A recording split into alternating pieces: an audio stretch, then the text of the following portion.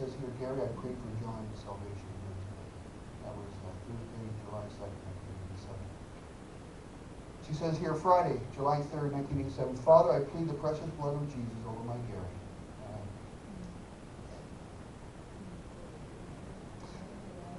I plead the pure cleansing blood over our Gary as he goes to school to train, to follow you and teach and preach your word. And I pray you again to give him your wisdom, knowledge, and understanding, and help him, Lord God.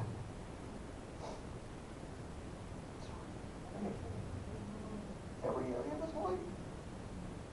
Let your Holy Spirit do for Gary. Touch him. Our prayer has been answered today. I thank you, I praise you for letting Gary be a pastor. In Jesus' name I pray. It's amazing that God loves us so much that he answers the tears that come down our face. He bottles them. And when we're gone, he's answering because he's just a God that is so eternally fixed. The water never stops with him. Your prayers are always answered. When you're in a box in the ground, you're with him. Hallelujah. I find it kind of interesting when we go to Job 33. And I put here Elijah. It's kind of interesting when you go to Job 33, 4 and 33. The Spirit of God has made me. The breath of the Almighty gives me life. Answer me then, if you can. Prepare yourself and confront me. Now, when I did a study and I got into this, I looked into it a little deeper. It's a conversation that Elisha has with Job. And it's amazing how Job, it's what he thinks of Elisha.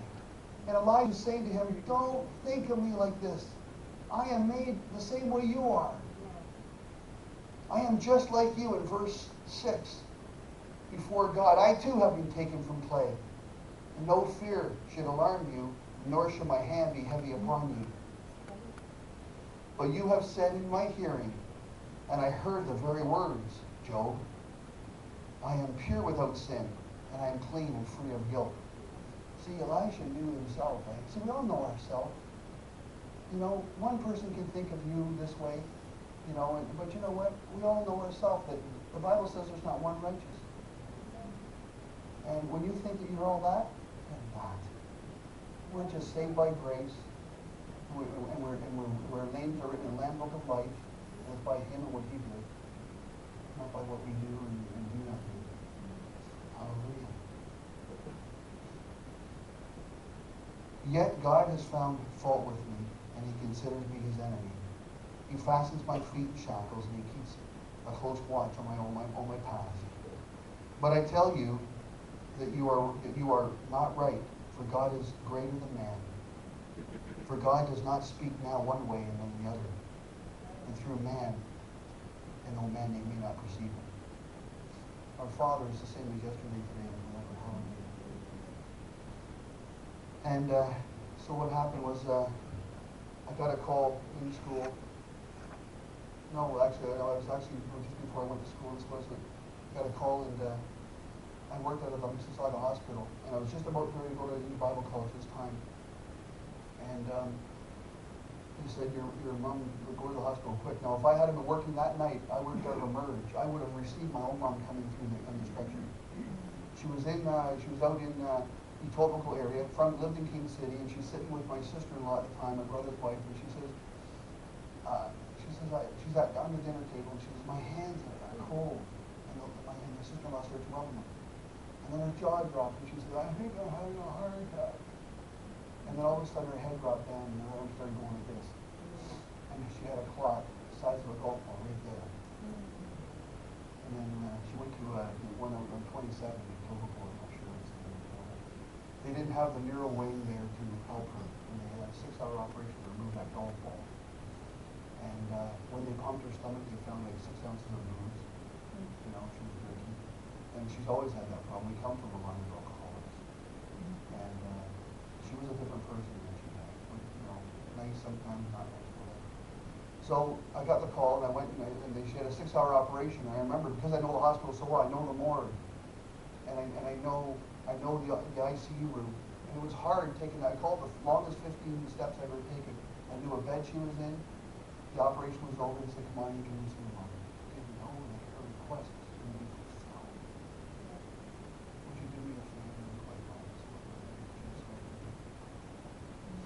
walk into the big bandaging room and understand something.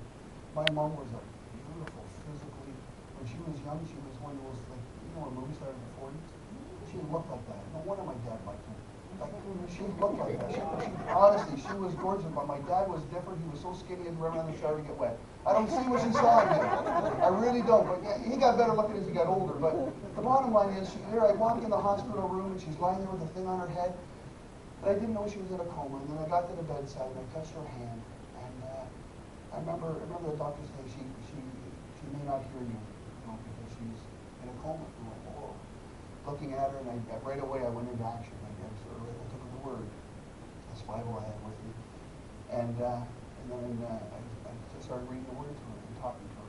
And I said, Mom, if you can hear me, would you just squeeze my hand a little bit? The doctor says, she can't hear you. Well, I know, church, that a son and your mother knows you.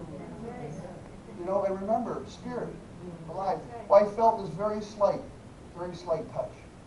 Very slight. And I said, I know you know that I'm here. And I started reading it, and I got her little thing up there, a little box, and I started playing music. Her husband at the time was not saved. He didn't like it. He says, I want you to take that down, and I want you to read the book. I said, I'm not. She asked me to do this, you mind your own business, between my mother and I. And I continued on, and the thing stayed there. I told the nurse, don't take it down, play her music. She's asked for that. In her last little bit, let her have her request. Yeah, that's right. If you're going out, you want to hear Christian music, you know? And I do know that in a coma they say that the last thing to go is your hearing. Yeah, You know. that's right. So anyway, what had happened was I continued on to go see her every day, and because I worked in the hospital at 3 in the morning, I was able to have the privilege to go to her. She went from the ICU room up to the neuro room on the second floor. It was kind of weird. I'm walking by and I look in the room and I see her feet under the covers, and I stop and I'm in my white outfit and I'm looking at her and going, man, that's the feet that I used to take the stir stick and go to her front. She loved her feet being, a good thing instead of stir stick, but she loved her feet being touched and tickled. And it was weird that the same woman that gave me birth is lying there. It's a weird request she had, And it's funny how God just worked it all out. That I worked in a hospital where I could go and see her and so much, I went back to Bible college, and Billy Richards was my first, my professor, and he says to me, I want you to go. I'm going to cover for you in school. I'm going to tell them you're okay. You go and be with your mom. And I walked in, I'll never forget, I walked in, and she had a trach in her throat and everything, And I remember the nurse was looking out, she goes, Gary, come. Your mom's laughing. Come on up. I got her laughing. She was dancing in front of her.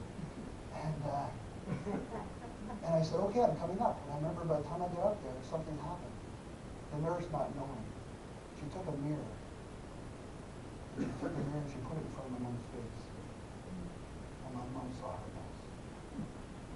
She shut her eyes. And about 4 months later, it took about 4 months for her to die, she never opened her eyes again. She was ashamed of her mess. Because she saw that she was down to 90 pounds. She saw that her hair was falling out. She saw that she had a hole here. She saw that her teeth were, and she saw that she couldn't talk. She saw that they sewed her eye together because of the stroke. It was awful. And her face was flopped. But she saw her mess. And she knows, believe me, she knows that she got there because of herself. And the decision she made. And I found it very, very interesting. I went to God and I started praying for her, and the professor said, go and talk to her. And she was on that bed lying there, and I'll never forget, it was a Sunday. And I walked up into that room, and I took my Bible and I read John 11. And she would open her eyes and me, and I put my head on the pillow right beside her. I'm like, I'm telling her I love her so much. And as I walked into that room, I looked back at her. I said to myself in my heart, I said, the next time I see you, I'll see you. I went back to school. It was a Monday. I got a call. Tuesday, I got a call from my house. And I went, whoa, what's happening? And so anyway, I went there, and I said, please don't take her to the morgue. Can you keep her in the hospital bed? I want to see her in the hospital bed. I don't want to see her in the morgue.